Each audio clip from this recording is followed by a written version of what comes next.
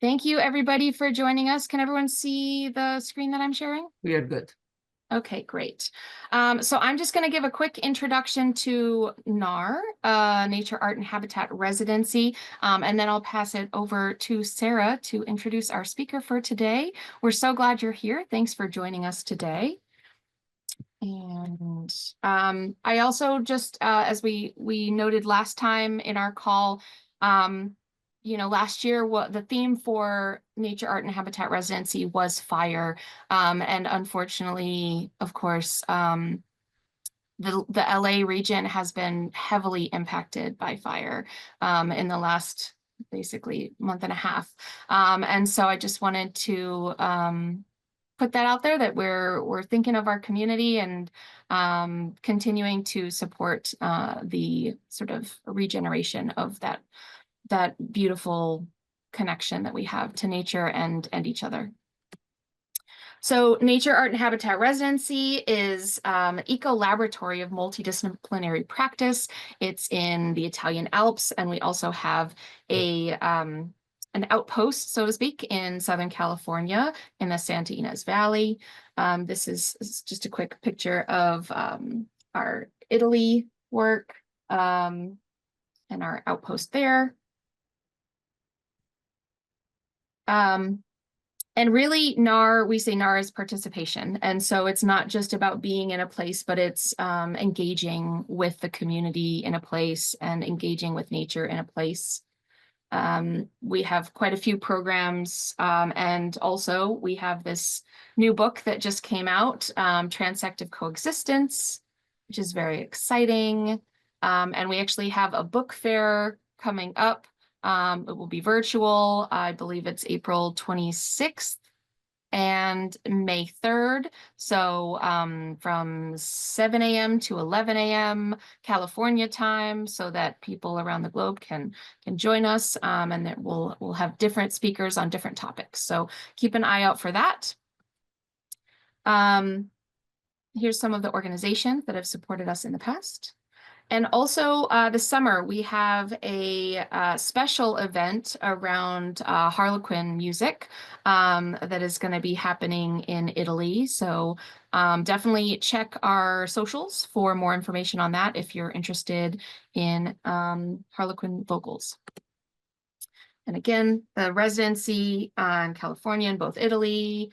This is the Italy residency, and then the California residency, which is what I did in April of 2022. And we are all over the globe. So there's people from everywhere, and it's really an interesting organization to be part of because we really do have such a broad and deep community. So as I said, NAHR's participation. And with that being said, I also wanted to share that next month's Salon, the third in our series in 2025, Minerals, Scaffolders That Matter, is going to be Stephanie Guerin, and she's going to be talking about the gold rush and its impacts.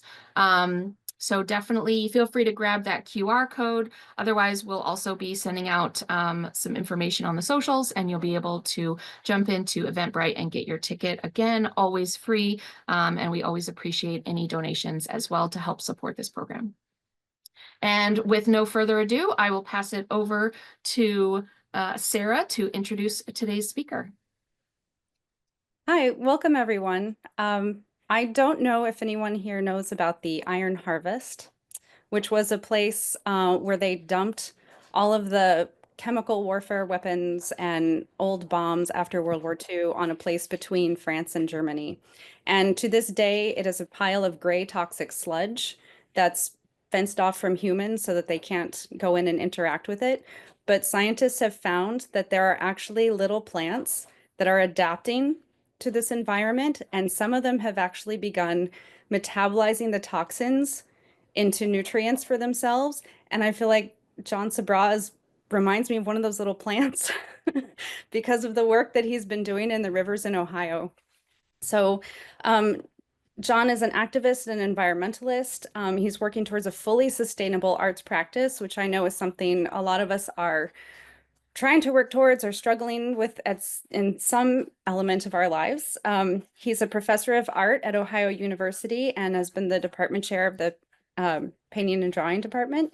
He's also been collaborating with scientists to turn toxic pollutants into incredible pigments, helping to free the streams from runoff and poisons.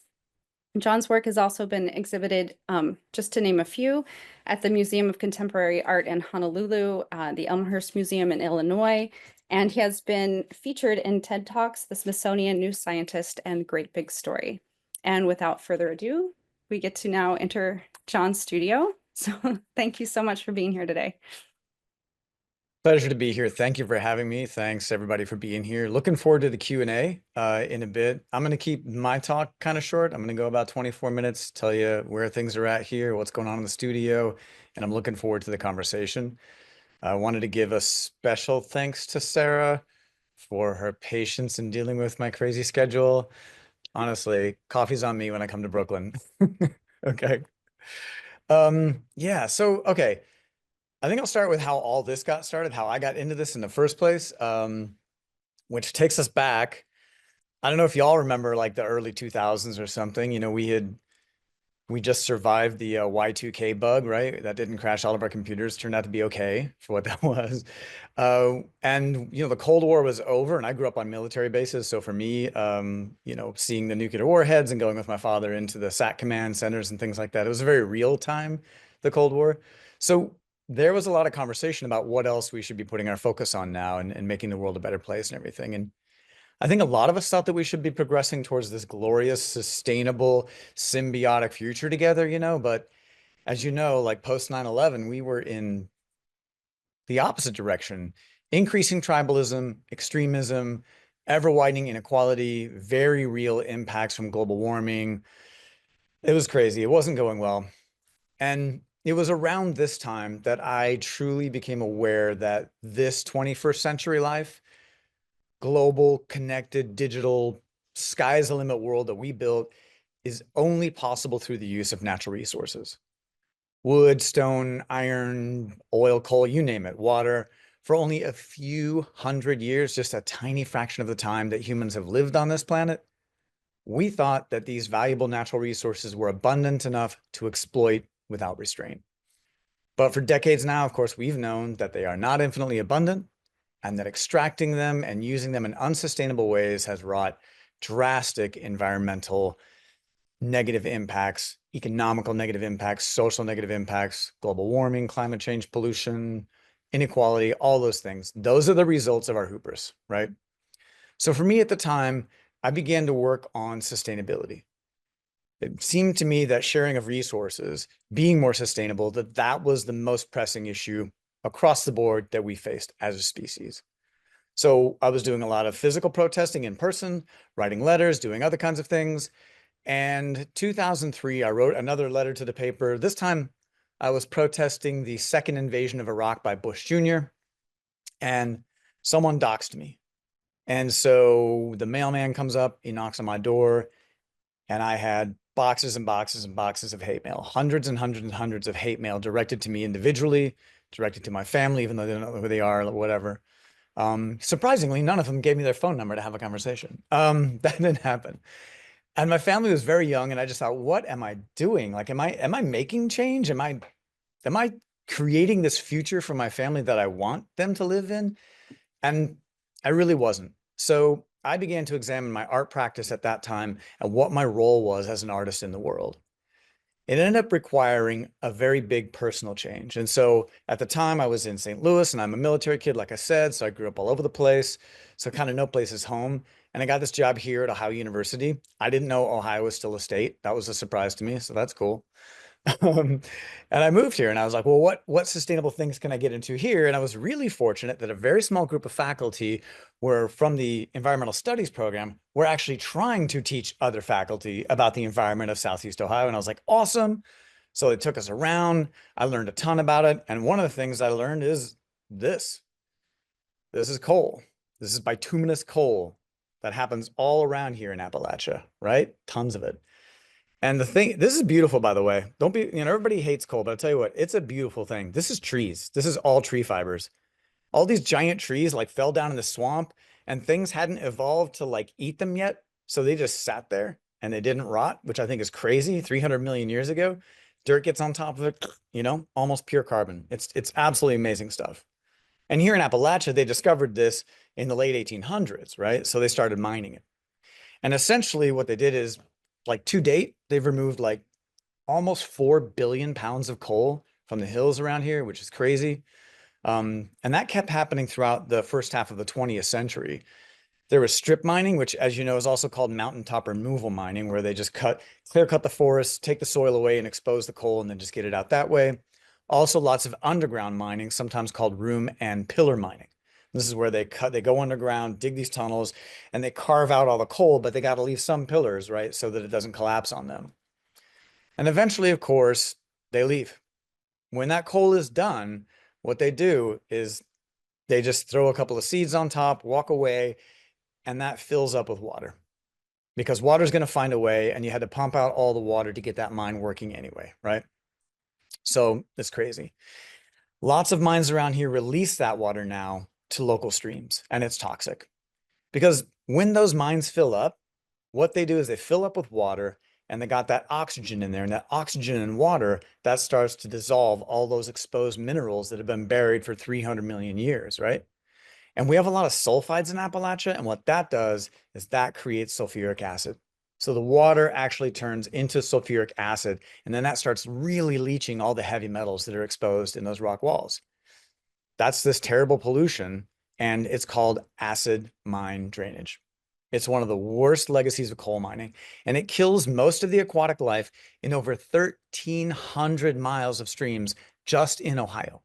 And it's a global problem. I get emails. It's kind of interesting, but also terrifying. I get emails from China, Germany, Tasmania, from all over the world, people wondering if our project can work for them, which is very cool. So this group of environmental faculty that are showing me all this stuff, they took me to the stream and they're like, look, this pollution from acid mine drainage is iron oxide. And I was like, what? And yeah, this is what it looks like. This is a bunch of pollution here. And they're like, this is what it is. It's iron oxide. It coats the bottoms of the streams, so there's no breeding grounds for like insects or anything else. And the acid is like 2.5 to 4 pH. So it's like lemon juice. So nothing lives in there, right? And I heard this and I'm like, I know about iron oxides. Most of my friends over there in Italy will know about iron oxides, of course. And I'm like, yeah, I'll make paints out of this. I'm going to be a genius. So I went and I took stuff out, took to my studio, and I made absolute crap. I made terrible stuff. It wasn't paint. It was awful. It wasn't working at all. And I was like, wow, I guess I'm really not that good. All right. And then one of my students came to me and was like, hey, my other professor needs an artist's help. Would you meet with them? And I was like, yeah, sure. So I went and I met with Professor Guy Riefler, who is a civil engineer here at Ohio University. And it turns out he was actually trying to do the same thing, which I thought was like bonkers. But he was coming at it from a chemical perspective. I was coming at it from an art perspective, right? So we both were thinking the iron could be extracted as a pigment, and then maybe that iron sludge now, like, it could be a valuable natural resource rather than just a waste product, right? What if this process that we're thinking of doing, what if treating this pollution could be an entrepreneurial endeavor rather than a societal cost? So we started working together, and here's Professor Riefler's idea. So this is acid mine drainage. This is what it looks like when it comes right out of the mine. It is pretty clear, and the reason it's clear is that the iron is in a dissolved state, which is cool. So what we do is we add oxygen to it. You can do that by bubbling it. If it's just running over a waterfall, that will add oxygen to it, or you can chemically add it through hydrogen peroxide or something else. And what happens is that oxygen goes into that dissolved iron, attaches to it, and then all those particles become iron oxyhydroxide, like this. And then we neutralize the acidity. So you end up with pH 7 water with all the solids that have fallen out of it because they are heavier than water. And then we take this bottom portion, which is pretty much pure iron oxide sludge, we extract it, and then we dry it and grind it, and it turns into pigment like this. And it's actually really a simple process. It's like kind of like, brr. The problem is that you do it and it makes very bad iron. So you have to figure out, when do we add the oxygen? How much do we add? At what temperature?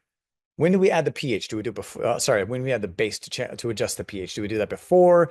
Do we do that right in the same process? How do we filter it? So all of those tiny, tiny little changes are what can make this pollution into something that's a valuable pigment rather than just, sludge in the bottom of a stream.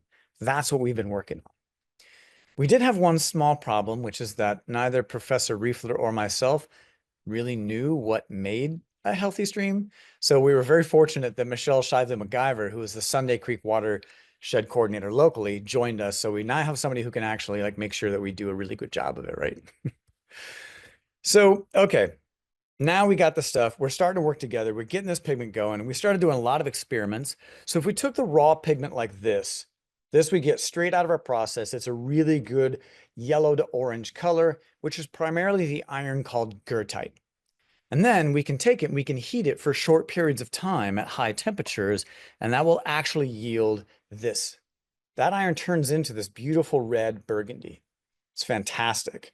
This is primarily the iron mineral called hematite. And then, because I'm an artist and I don't have to pay for lab materials that Guy has, I mess with his lab. So I asked him how high his furnace goes. And he was like, we don't really do that. And I was like, we could do that. What if we did that? So we did it. And then that red iron actually turned violet.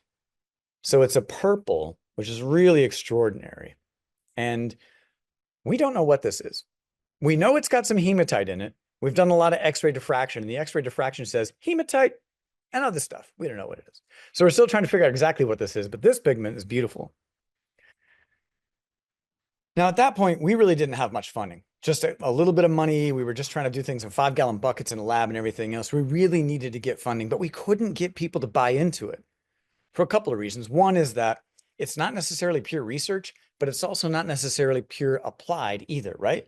One is a business that you should set up to sell the pigments. One is the research to make sure you're making good enough pigments. And then we'd apply for grants and they'd be like, we don't know what you are. It's very confusing to us, right? Kind of terrible. So we needed someone to actually really give us validity. And so I actually reached out to Gamblin' Artist Colors. And when I say reached out, what I actually mean is that I barged into their factory in Portland, Oregon, and I literally just said, my name's John. I was on vacation with my family and I dropped them off in the museum and I went over to their factory and I was like, hey, I'm from Ohio. We're making this crazy stuff. And the poor secretary was just like, nobody can see you. You don't have an appointment, all this stuff. But eventually their plant manager, Scott Gelatly, came out and then we ended up having a 3-hour conversation. And so ever since then, they've been working with our pigments in their labs to make sure that they are non-toxic, that they are safe, and that they meet the highest quality of artist standards. And then what they do is Gamblin's like, why don't we make a bunch? We're like, hell yeah. So we gave them some pigment and we made 500 tubes using the violet of oil paint in Gamblin's brand. And we released these to artists around the world through a Kickstarter campaign in 2018. And we were successful. We had 488 backers. We raised $33,000. And what happened after that is then people were like, okay, we can give you money.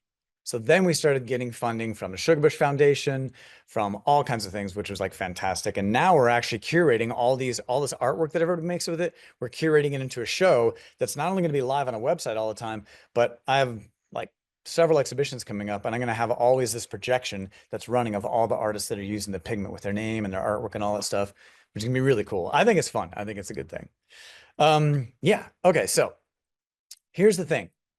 All this is good, but our stuff is still lab quantity, tiny quantities. And we want to address the #1 priority seep of pollution in Ohio, and that is at Truetown, Ohio, which is 15 minutes north of here. That releases over 1 million gallons every single day of toxic pollution, every single day. So we need to sell industrial quantities of this pigment. That pollution will yield over 7,000 pounds of iron oxide pigment, sustainably sourced, every single day for several hundred years to come, which is bonkers. Artists aren't going to buy enough pigment to do that. So we have to intersect with industry. We need to intersect with concrete companies.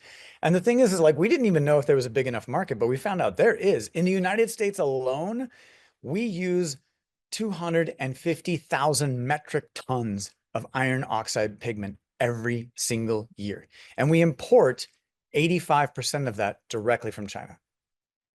So we can make this work here. Our plant will produce over about 2 million pounds a year. And that would just be a tiny, like 0.5% of the market or something. So if we can do that, we can start chipping away at all of those, like, you know, carbon costs of shipping it overseas. We can chip away at imports, all those kinds of things. So that's what we're trying to work on, right? We have to build a full-scale industrial plant that can produce industrial-sized quantities. That's what we've been working on since 2018. And it's been great because we had the Ohio Department of Natural Resources join us as a partner, which is awesome. And they helped us actually work with the Office of Surface Mining, et cetera. So we were able to get a grant of $3.6 million last year. And so we've been working with AECOM, a design consulting firm, to design the full treatment plant that can treat it at this #1 priority site in Ohio, which is very, very cool. To do that, we have to make sure that what we do is right. So how do we do that? Well, we do this. This is a drawdown card. So this is a piece of paper that's got a coating on it with these different patterns of black and white. And then when I take this thing, which is a little tiny drawdown bar, and this thing is absolutely perfectly engineered and milled so that there's little tiny levels on all 4 sides of different microns, 100, 50, 200, 100. We mix up some paints and then we put them into this and we take it right here and we just drag it down. We go like that. What we end up with is a sample card that tells us about the pigment quantities, something we can put into a spectrophotometer, tell people exactly what this is in terms of its color and its makeup and everything. It's pretty good. And at this point, this is Gamblin's raw sienna right out of the tube. This is our color that we're making now.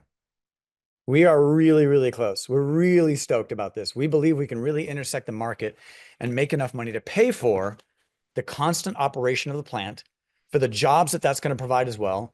We will double the tax base for the township that's there, which is awesome, all while producing sustainable pigments for generations to come, which is fantastic. That's what we do. And the coolest thing is that Gamblin was so successful, they actually made now they're using our pigments and they made this set of 3 different colors. You can buy these in any art supply store that you want. 3 of our pigments are in here. It's got a sustainably made panel, all kinds of stuff. And they donate 20% of proceeds back to us so that we can pay students to work on the project. And the students have been an absolutely key factor in this project.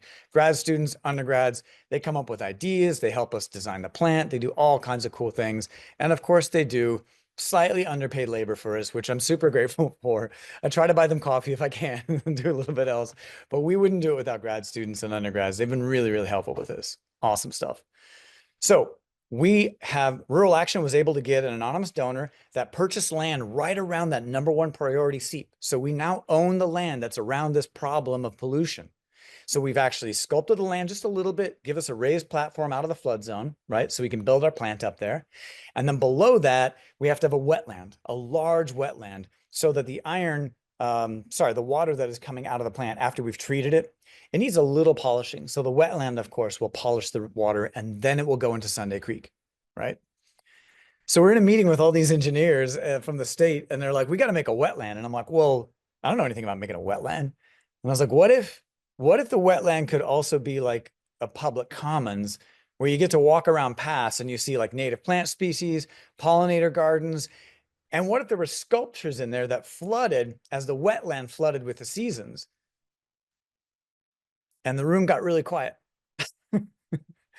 Everybody's like, the what? So it's been a long time of having a little bit of conversations with the engineers here and the wetland people there and all this stuff. But now we're in process with the design company where we're actually doing the design. So it looks like we're actually going to be able to have sculptures in there from artists around the world that are going to be flooded, talking about climate change and other kinds of things. Very exciting time for us, like a really exciting time, you know, very, very cool.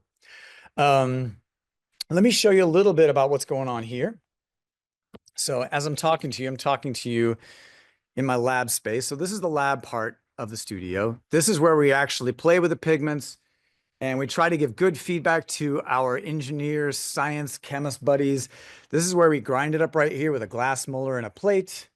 And then we do many much drawdowns, depending on which variations the chemists send us, which is very cool.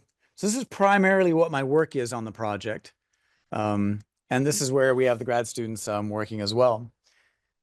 Then I take those and I use them in paintings. So this is our red in this painting here. And this is a very new body of work, I should say. So most of you, if you looked me up on the internet, which I hope you do, it helps my algorithms. Thank you so much. Is that I used to make these round paintings. When I started on this project, I was like, whoa, it really threw my work like for a loop. And I wasn't an abstract artist before, but I ended up being an abstract artist. And so I ended up making these like circle paintings here. Now, these are some of the tiny ones like this, but this is all using our acid mine pigments. They're on aluminum. Been doing a lot of crazy things like laser etching the coal mine map. This is the actual map of the actual coal mine where the pollution is coming from, you know, etched into the surface of this painting. I don't know what's going to happen with it. I'm just playing with it right now. But been a pretty bad beginning to 2025 for America. It's not good. The whole last year, you know, things were heading in a different direction. And I don't know about y'all, but my feed is kind of doom and gloom. Whatever I'm looking at. And the thing that kind of makes me mad, most of you will know this. I'm really interested in what NAHR is doing. And I'm happy to be connected with y'all. And I hope that we can do something further in the future. Because what you all know is that doom and gloom is the media. That the reality of what we do, the climate justice work, sustainability endeavors, right? Working with so many others on issues, that collective working mode of all of us working towards these things is joy. When you're with other people working on this, it is fun. I'm sorry. I know it's polluted and it's terrible. My skin is taking a real toll, but I'll tell you what, it's fun working with people. There's all kinds of camaraderie, affirmation of life, all kinds of everything, you know? I mean, it's awesome. And I think that when we're doing that together, there is a feeling of usefulness, right? There's a feeling that we can do something, especially together. And this is why I'm a little less interested in creating like art that creates awareness right now. I really want art that actually like, that's a byproduct of wrestling with these things because these emotions are really heavy. They're hitting me pretty hard. I'm not going to lie. So no one's seen the work that I'm showing you right here. No one's seen this. This has not been exhibited publicly. You're the first ones. So you can see these are the paintings I'm working on. They're quite large scale on linen and canvas, using our pigments to do things. That one's in process. And to me, wrestling with the physicality of these materials, asking a lot of what my role is in nature, what I'm doing, what I need to be doing, what does the art need to be doing? I don't really have answers for those things right now. And that's what these paintings are about, is I'm just trying to figure out what I'm supposed to be doing. This is all coal from the mines that are around the area. These are highly textured. You can see here. So a sneak peek, y'all the first ones to see these paintings. They're very cool. This look good. So these are going to go to the Canton Museum of Art in a couple of weeks, if I can get them done. So, you know, that's what's going on. And I say that because, like, again, tough time to be in America. We've all got a lot of work to do.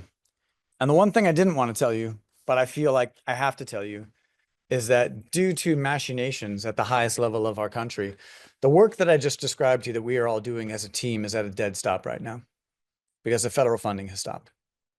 And the money that we got was through the Biden infrastructure law. And right now that's been frozen.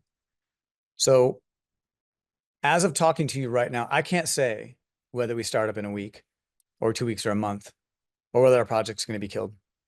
I can't say that today. So it's a tough place. And honestly, I know that you all know what I'm talking about. And just for me personally, I really am grateful to be here today and actually see your faces and talk with you about this and know that there are other people that are working towards this thing. So listen, thank you very much for having me. That's my spiel. Awesome. Thank you so much, John. Thank you. This is the first time that we've had someone sort of give us a tour of their studio, and I actually kind of love it. I don't know about y'all, but like it's completely just mind-blowing, the work that you've been working on, and I'm really grateful that there's people like you out there that have that idea of like, well, wait, how can we use this thing that's pollution, not only like remove it from polluting, but like change it into something beautiful and worthy of, you know, being on a canvas, and I'm just very inspired. Sarah, did you want to add something? Yeah, there's a lot that I wanted to respond to while you were speaking. Like, what can I do at the Gowanus Canal? And Oh, um, Gowanus Canal. Talk to Liz Hickok. okay, She's all working right, with the Gowanus Canal pollution. She's out in okay, she's in Palo Alto, California, but I'll hook you up. Yeah. okay, yeah, definitely. Let's do that. And I was wondering, I was thinking a lot about Amitav Ghosh. He talks about how if science had all the answers, we wouldn't be in the place where we are right now, that it takes the artist to ask the questions for the scientist to like answer after. So I think this collaboration between the artists and scientists is really incredible. And I'm interested in so many things like about this difference between having small batch like not always uniform pigments, which I think as an artist is interesting when you have like that unique pigment as opposed to like a completely uniform pigment and how that's necessary for like mass consumption. And like how do you feel about that as an artist? Or is it like something that's just like required to be able to get the funding and the support and the stream that you need going? That's an interesting point because yeah, so you mentioned the Wild Pigment Project earlier, Anna, and tell you it's like there's so many people that have reached out to me now that are just small scale, just finding pigments by digging up rocks and soil and other kinds of things. I think it's fascinating. And I like that our pigments, oftentimes when we're doing small batches, we're like, what happened with this one? It's very different. What the heck's going on? I enjoy that as much as when I'm trying to finish a painting, it's not as great at timing. In terms of that industrial process, though, that's something where that's the only way that the stream is going to get cleaned up. And right now, just from that one spot, there's 7 miles of Sunday Creek that's absolutely dead. And I want that to have fish in it. I know we can do it. And so for me, that's a separate thought process. And it also seems it's a good question on your part. It's very something where it's about what do I need to do to get the stream cleaned? And so that is where I reside with that. Yeah. Yeah. No, yeah. I mean, I think it's incredible that that this collaboration has started. I just think it's like an interesting that because we know like Guerra Paints in Brooklyn is like works with the small batch and like discarded pigments and things. And so it's great that there's places for all of these types of streams to be happening. I'm just going to check in the chat here for a couple questions. Andreas is saying one question I'd like to hear you respond to is how you achieve some of the other colors in your work, such as cyans, greens, and yellows. And are any of those adaptations from the toxins, or are you mixing pigments as you go? Yeah, good question. I get that question a lot, and it's important to get it right. We can get a very broad range of earth colors out of our pigments. So anything from almost a mustard yellow all the way to black, browns, reds, violets, things in between. Blues, no. Greens, no. Really intense yellows, no. And really intense greens, reds, yeah, and greens, no. So basically it's like those other colors are standard artist colors, but I also play a lot. So people, like I said, people send me a lot of pigments. So I'm like, oh, okay. So I play with that. But it's important to understand that there's a distinction when where ours come from and what others can generate. Which, I got a lot of Guerra paints too, as you know. I'm a big fan. Been working with Guerra for a long time.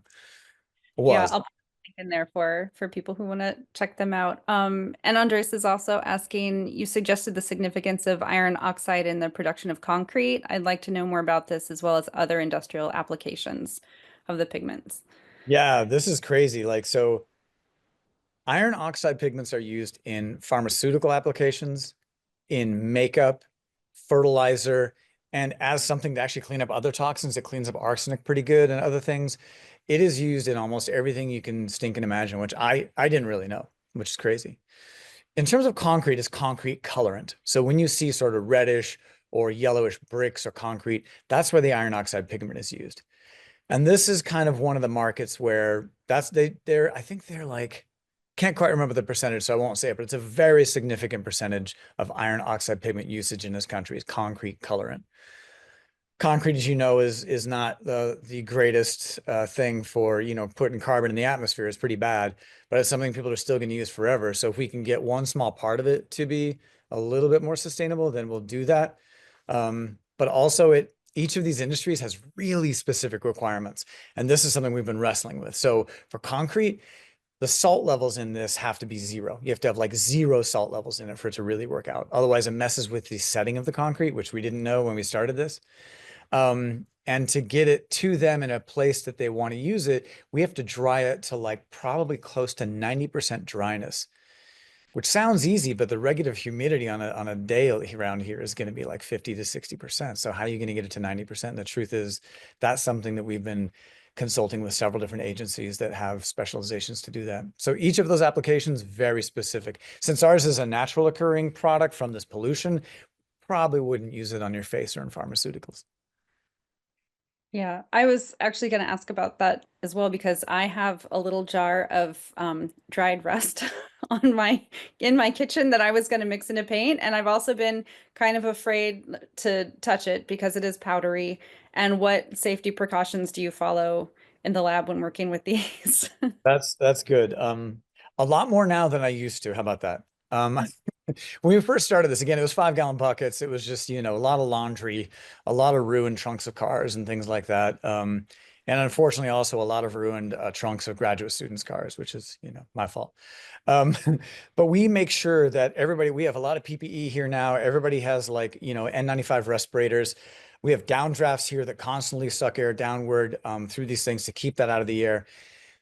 It comes from pollution, so it sounds like it's poisonous, but it's really poisonous to aquatic life. For us, it's fairly inert. At least, let me be clear, what we're dealing with in terms of the pollution that we deal with. We test it for lead, we test it for cadmium, selenium, arsenic, like a whole range of chemicals we test it for. And we're very, very lucky that those are almost non-existent. We almost can't find them in there anywhere. So it's well below standards for even food safety. So, but don't eat it.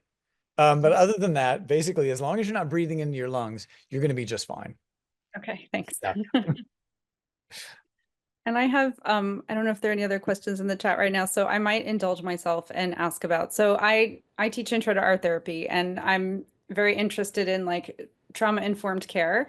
And I'm looking more now at like trauma-informed care in the community because, people come to me and there's like only so much I can do. We're like, well, yep, this is awful. And now you're going to go back out into that world.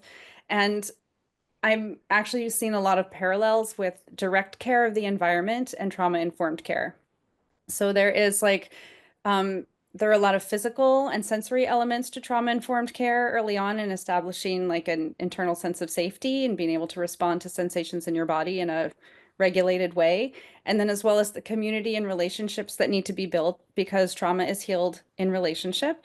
And then having like a different relationship with time and the environment and a bigger picture. These are all things that are major healing stages through trauma care. So I've been talking with people here, small organizations that are working like NYC H2O and like the Piping Plover Project, like about, when you're in the community doing this, just be aware that this is something that is actually an element of what you're doing with the community. It might not be the explicit goal, but I don't know if that's something that you could speak to or like what it's meant to you to be part of this or any of the other students. And I know there are incidents like a lot of my students were impacted by the East Palestine train fire with the horrible toxins. Some of their families were affected by that. So I know that there are these other environmental crises there that cause trauma. And then this is a remedy or an alternative to that.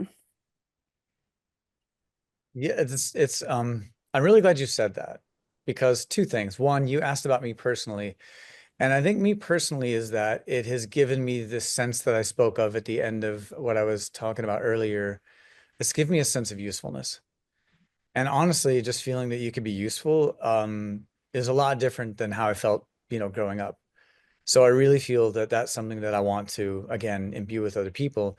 And to this process you're talking about, so I've formed a new company called Inhabitant Institute. We've just got approval through the federal government, through the state government to be a nonprofit. And what we've been doing with student help, a lot of grad student help, is that we take small cohorts of students from the area and we bring an expert in that area, in their ecological sense of the area, whatever that is. And they introduce, you know, these are invasive species. This is a problem here. This is what's happening in your own backyard. Whether your backyard is an urban garden, the Gowanus Canal, right? Or where I used to live up by Pulaski Bridge, you know, right? Wherever it is, we're not, it's not like you have to be in some Shangri-La, like friggin' like, you know, a hill space. It's like wherever it is, right? And then once they learn about it, what we do is we have them actually create an art avatar that is a representative of themselves.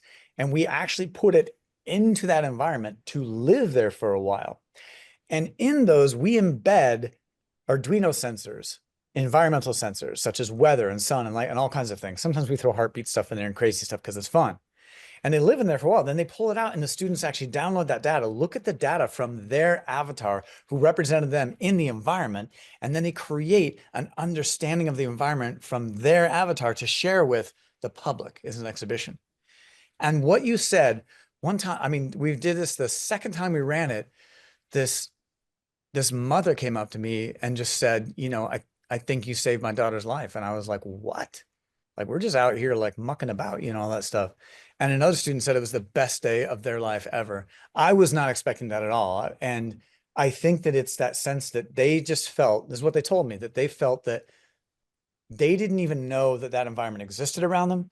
They didn't know the damage that had been caused by that environment. And they felt mad that us, because I got gray in my beard, us created the pollution and caused the damage. But they said, but now that we know about it, we're damn well going to fix it. And that is like this full circle thing. And I'm not sure if that's exactly parallel to what you were discussing, Sarah, but that to me, it like, you know, it sounds like that same kind of full circle. Absolutely. Yeah, we'll have to talk further. Yeah. I actually wanted to follow, to extend to that. I'm also in LA at the moment, and after the fires, one major you know, distress is related to toxicity of soil, which we spoke at NAHR, also with Danielle Stevenson 2 years ago when we did soil 3 years ago. But the newest portion is all the fire, sorry, along the ocean and all the pollution that is going into the ocean and the communities along Santa Monica, the whole bay. It's very visible at the moment, and there are a lot of conversations. I'm part of some of them, but where people are really concerned and others don't even realize it, right? There are like mothers with little kids walking with their feet on the beach. You know, and you see the pollution is not just in the air, invisible to us. And at the same time, the trauma of some of the community members that lost their house, but now also.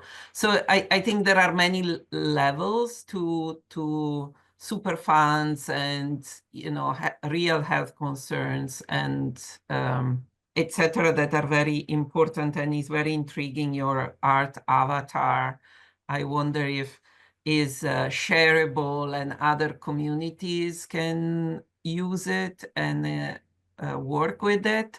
You said is inhabitant. What was the second word of your institute? Inhabitant. Institute. Sorry, yes, I missed the. So is your avatar game? Let's call it, or I don't know how you call it. Yeah, it's a physical sculpture. We have them make physical sculptures. So we are working on curriculum right now.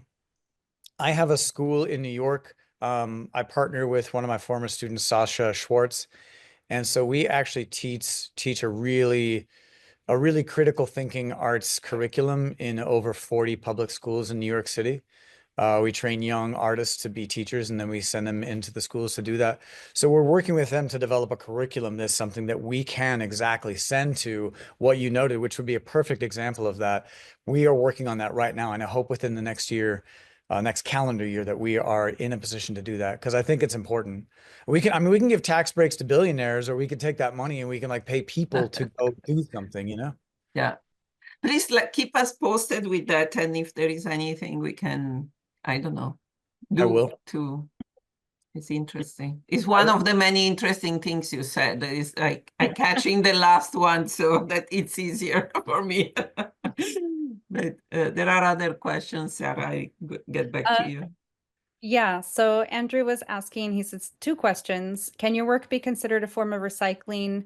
And also, is the pollution produced continuously in these old mines? Once the oxidizing process has begun due to the sulfuric acid, do these old mines produce pollution continuously, or do they clean them up by extracting the oxides? So I guess, and Andrew, you could clarify, is this, are you saying like, are they just Yeah, like once you get the pigment out, is that polluted mine going to keep on producing more, or have you actually cleaned it up by doing that? So that's a great question. In 600 to 800 years, the mine might actually use up enough of the iron and enough of the sulfur that you end up with something that's a pretty sustainable water coming out of it.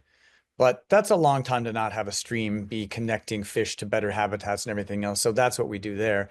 It is continuous because once the because the mines are very far underground, and once they fill up with water, that pressure that drives it out, it's not going anywhere. So it is going to be there continuously. The fluctuation for us at True Town is between 900 and 980 gallons per minute to like 1,500 gallons per minute. That's the variation for flow, but the flow never stops.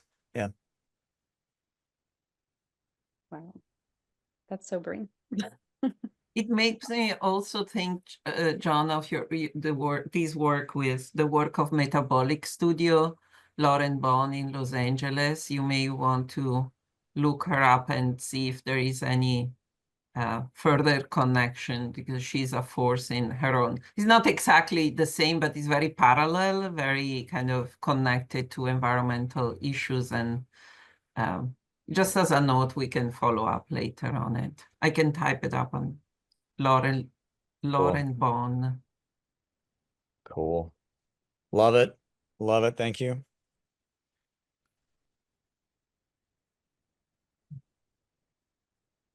All right. Does Do we anyone, have- yeah, I was just Oh. gonna say, does anyone in the audience have any questions? You can raise your hand and come off of mute, or you can type it into the chat.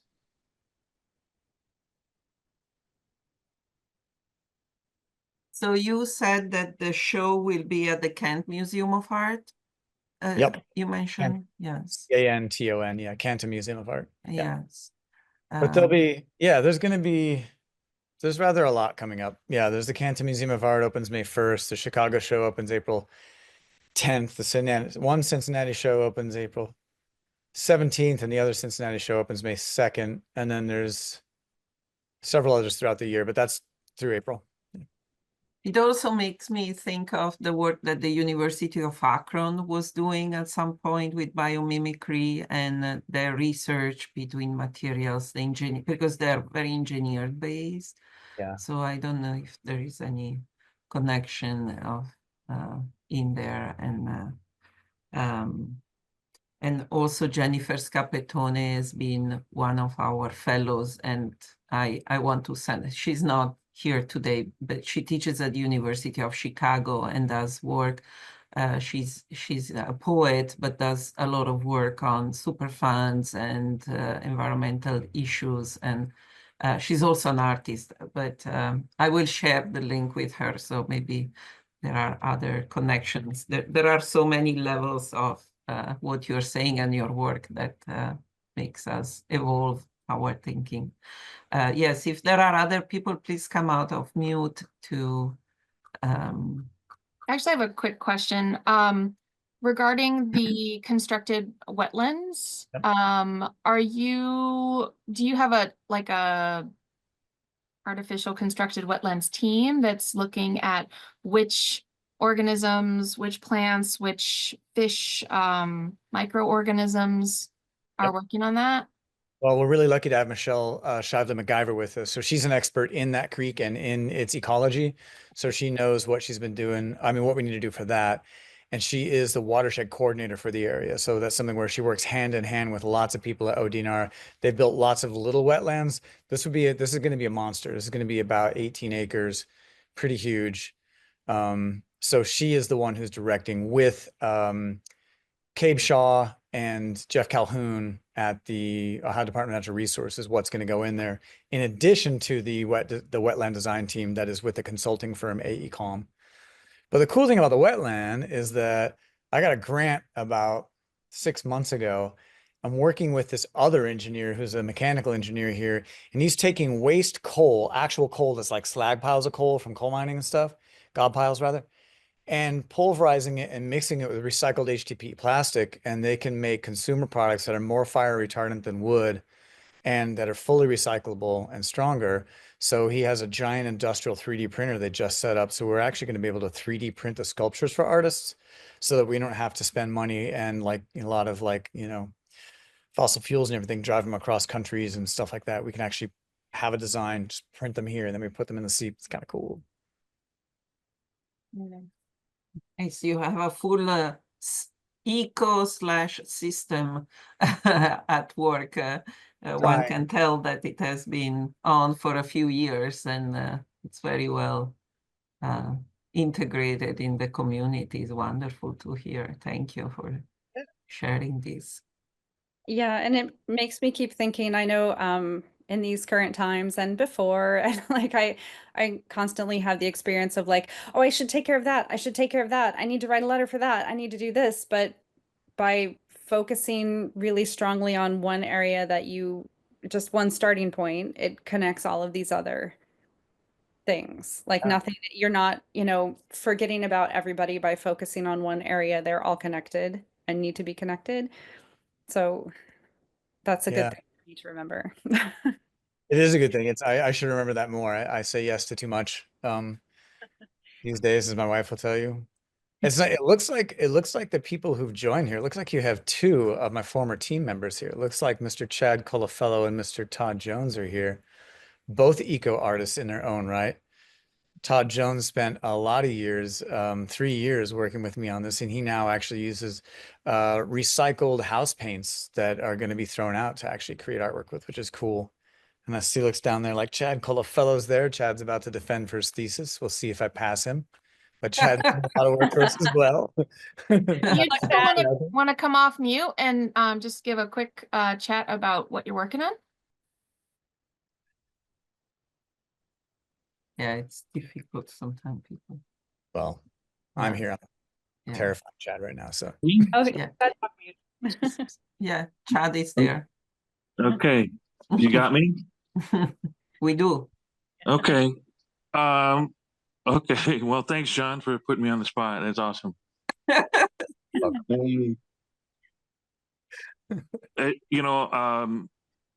came out here actually because I was influenced by the work that John did and does. And so, I mean, that was a big reason for me to even try to come out to OU. And I wish I had more time to even do more with him. And as far as my current projects that I'm working on and my thesis project, I'm trying to integrate things that show how we're connected. All things are connected, and in at the same time expose some of the things that try to that keep us apart. So the things that also disconnect us. And so I'm trying to connect, different parts of life, nature, that connect humans to the rest of our ecosystem, and show our integration to that, our importance to that, along with the fact that I think that there is more to say about that. So what you were just hitting on is how, like, when you focus on one thing, then you start to see how all these other things connect. I guess I think that's what your point was for a second there. And so you kind of find yourself reaching out to all of these different parallel avenues, and that's what I'm finding as well, is that as I work towards one thing, I find myself continually connecting new branches, and I think all of my work has come under one larger umbrella of health, And really it's about right now about narrowing it down just for this this particular thesis, but you know, enjoying the process right now and continuing to learn and grow with, you know, even as a older student and a lifelong learner, you know. Thank you, Chad. So,